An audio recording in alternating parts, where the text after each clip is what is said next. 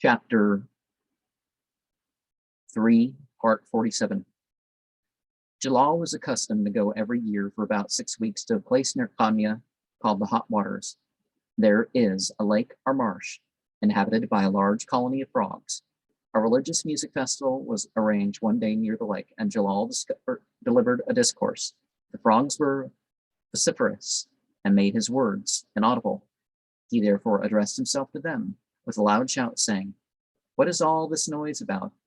Either do you pronounce a discourse or allow me to speak."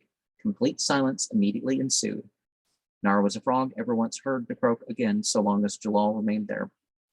Before leaving, he went to the marsh and gave them his permission to croak again, now as much as they pleased. The chorus instantly began.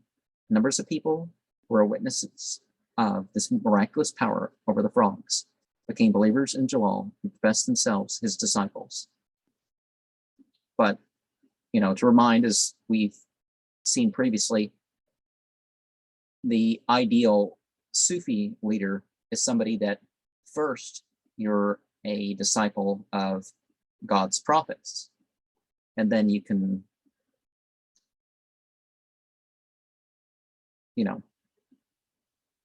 take up some of the tafsir and whatnot. But the explanations and whatnot of the Sufis.